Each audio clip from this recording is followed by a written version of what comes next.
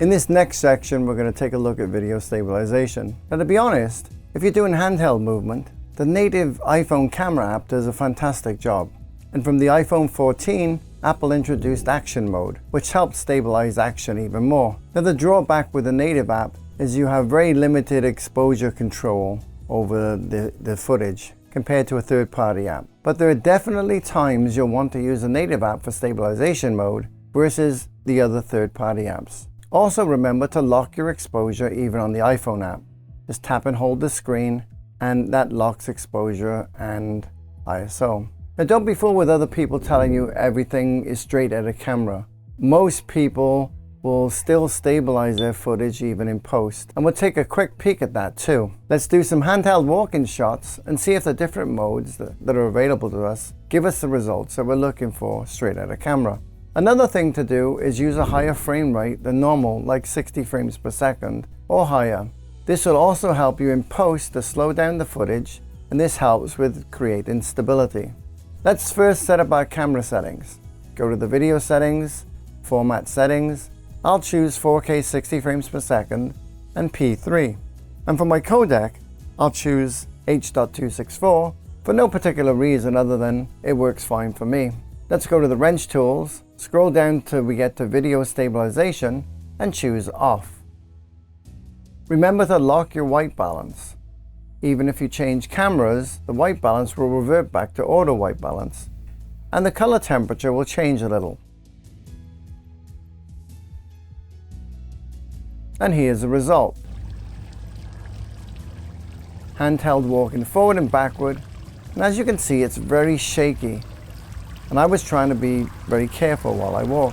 Next, we'll choose a standard mode. This is supposed to be the same as the native stabilization on the iPhone.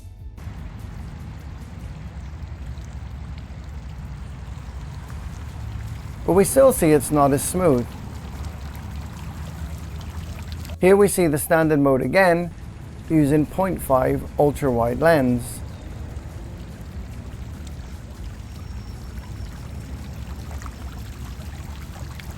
Next we have cinematic mode. We'll first do it at the 1x lens, and this looks better.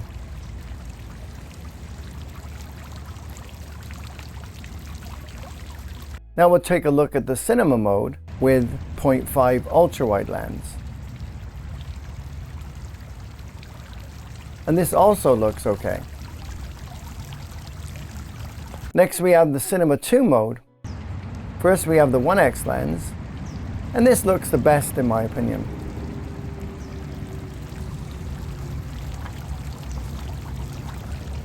Let's look at the Cinema 2 mode again, this time using the 0.5 ultra-wide lens. This also looks good.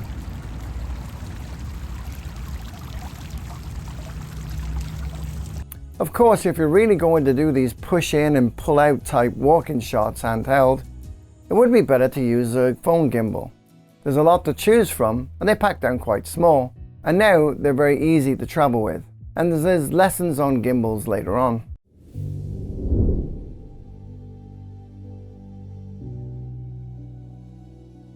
Now, there's another effect that we need to look at, and that's screen delay or lag, especially when using the cinema modes.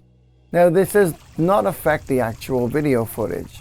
But if you move the camera from side to side, in cinema mode especially, here we see that in off state, you see the movement in real time on the iPhone screen, and the camera moves from side to side.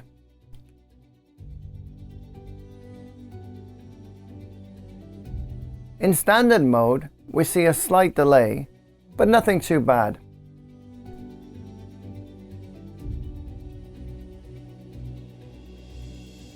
In cinema mode, there is a delay from the time you move the camera to the time the iPhone screen sees and catches up.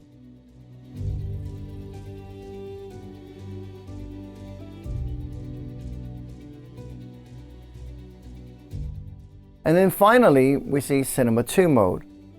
And this is the worst for the preview lag.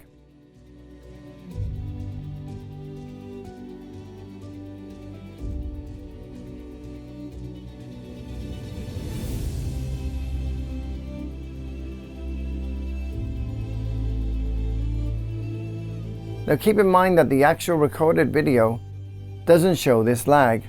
However, you obviously can't use Cinema 2 mode in stability mode if you're trying to film something that's fast moving, like a sport or like basketball or a skateboarder or something like that, because by the time you're pointing the camera to what you see on your phone screen, there's like a 1 second delay. And normally you wouldn't be flipping your phone from side to side this quickly. But just be aware that because of the large data processing it's doing in some of these modes, if you're watching the phone screen as you're walking, there may be a lag depending on the movements. Don't forget, this really needs practice. Support your phone and bend your knees, and don't stretch your arms too far away from your body. Also, look at the target that you're walking towards. Don't try to look too much at the phone screen. And it might be worth you investing in a small phone gimbal if you're going to be doing a lot of these movements. Finally, let's take a look at how to salvage some of this shaky footage. Here's the worst case. This was shot with stabilization set to off. And at first glance, this footage is unusable. Now we're going to use a free video editor called CapCut, but you can use any other editor that you normally use.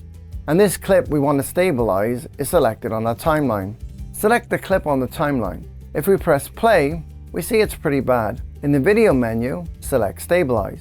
From the drop-down menu, we can choose Most Stable. Then the software does its thing, and finally we can export the video to wherever we want. And here's the before and after difference.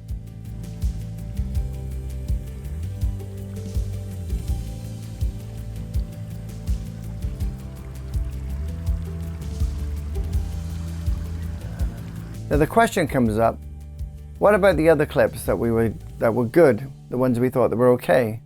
Can we improve them any better using the Stabilize software? Well, let's see. Here's the best footage that we had, which was Cinema 2, pre and post stabilization. Now the one thing that we see is that doing post stabilization with the software does crop into the image a little, so keep that in mind. So handheld movements take practice. There's no other way around this. The more you do it, the better you'll get at it. Keep those knees bent, support your phone, and keep your hands near to your body. Don't extend them way too long. Look at the target where you're walking to, and don't try to lock onto your phone, because that will make you veer off a little bit. It just does, it's natural. And if you do get something that's a little bit shaky, it's never going to be perfect. You can stabilize it in a post software. All right, let's move on to the next video.